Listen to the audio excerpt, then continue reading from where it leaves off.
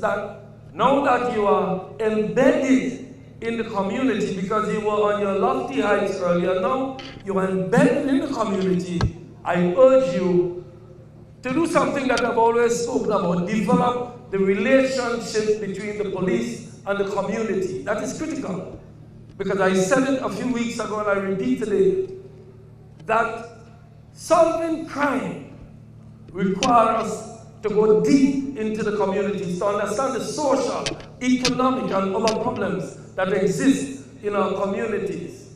I spent all morning this morning with some young people in the court in St. George's, and the problems are deep, and the police need to expand from merely solving crime to preventing crime.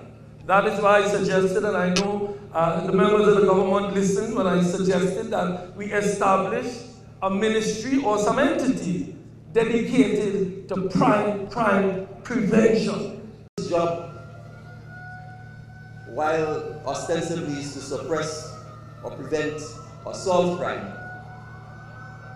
the police can't prevent people from becoming criminals, but the society can.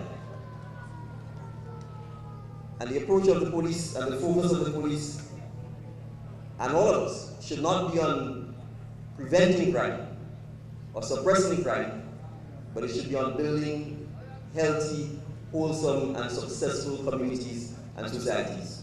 The more we do that, it's the less crime we would have, the less criminals we would have, and the less we would need to be spending money investing in a penal criminal justice system.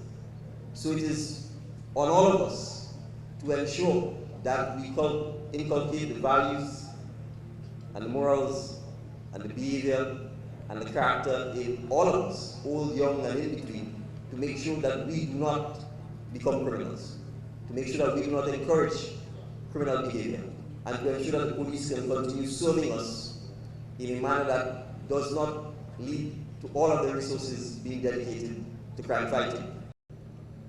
And I know the dedication of the members of that service. I know their hard work, their sons and daughters are working people, working hard not only to reduce crime, that is only an aspect of their work, but working hard to help build our communities. And I want us to give the members of the force a round of applause for the work that they do every day.